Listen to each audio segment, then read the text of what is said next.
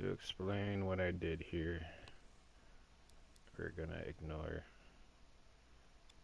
a lot of this brainstorm logic, and it's not too organized, but relatively easy for me to follow because I know what everything is. I have a tendency to kind of put things in a certain matter in which I'm able to follow, not others so much. But what we got going on? What I want to explain, and someone asked about how to make the rope effect, which I have a few things being emitted here. One are projectile, parachute, and where is my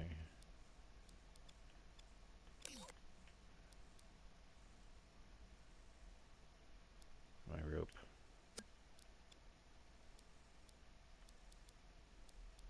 Ah, this guy here. See, it's already going to the spider. So that's the line, basically. It's being emitted. See on this page. See on this page, you got this end point. What I did is I took a line and I drew it and oriented it in a way that this endpoint shrinks as my spider approaches it. So the spider itself, when you hit a button, it's going to emit. Here's the emitter for that. It's going to emit according to the surface. So that laser scope hits a surface. See how far that laser scope goes. Goes that high. If it hits a surface such as this, it's going to send a sculpt, this sculpt, which has logic on it, and I call it the anchor.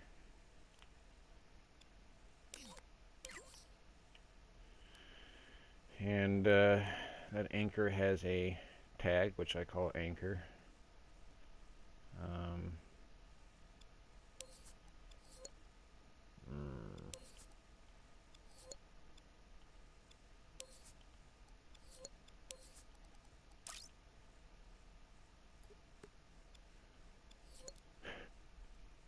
I actually don't remember what this is doing.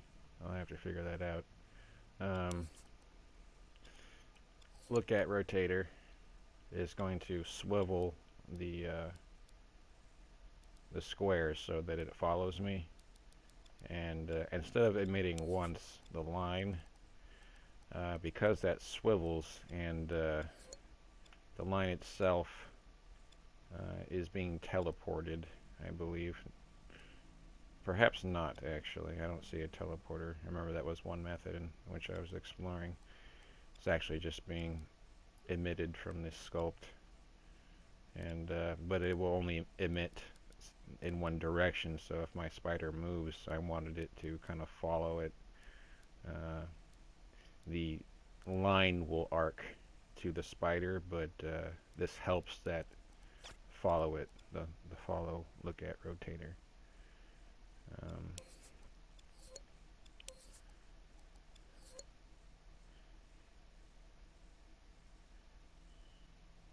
So it emits the sculpt, it follows it, and it emits back a painted line to the direction of the spider, basically,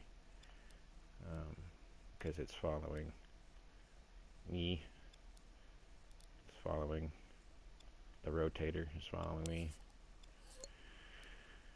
and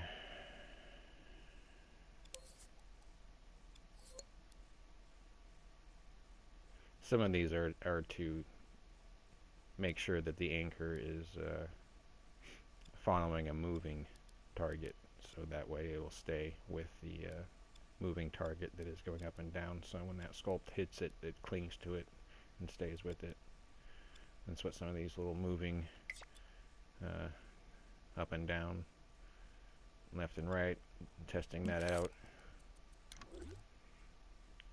And that's basically the principle, is that you shoot a line,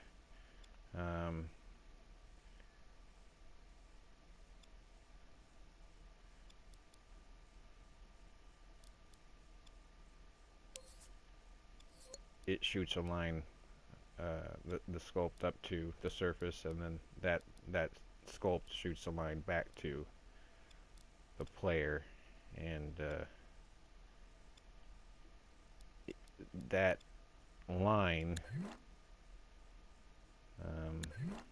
see, turn on my X-ray here. I think I'm missing some things. So destroyer, and let's call this a line.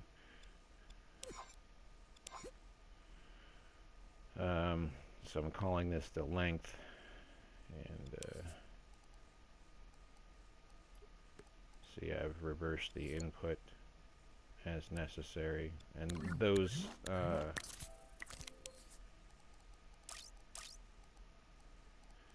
see, that's because it's being emitted. I don't have any wires going on, but those, the length there being transmitted, that laser scope, and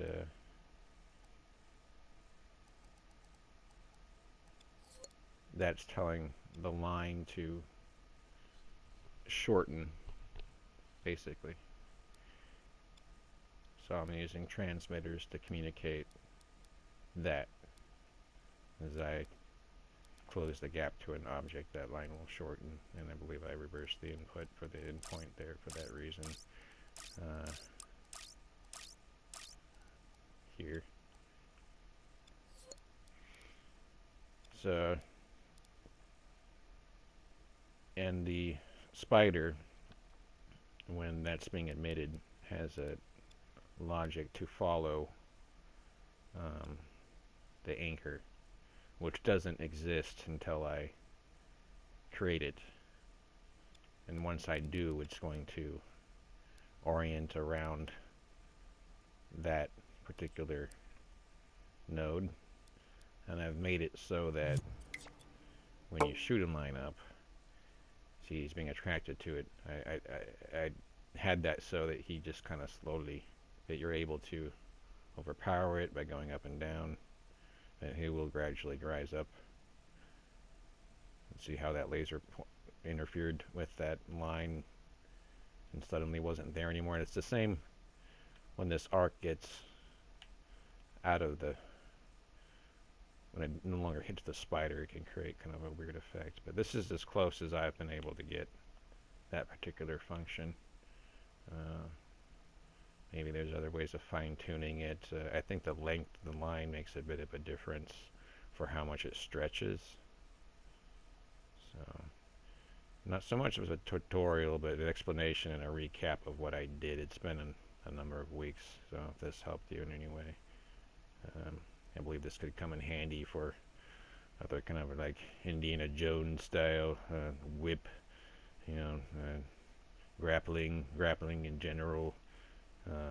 This also will work. I have intention for a function where you shoot a line out similar to this, and you're able to pull something closer to you. So that's, you know, like a lasso, essentially. So it could come in handy. Anyway, if you want me to explain anything further, this is something I'm developing, the background art style. The boxes here have nothing to do with, it's just me testing out the dynamics, or that B, which is the text. That's just there for me to play with the nomming, which I'm not really sure about quite yet, how that will go down. All in fun. Soon I hope to create an environment for this guy when I kind of start him off in an attic kind of a wooden, dinky attic. And the game's called Spidey. He's supposed to be like a spider detective, so I think he needs a sleuth, so a detective hat of some kind, maybe even a coat. I don't know. It's an idea I'm still playing with, but and developing. Anyway, hope you're out having a good day.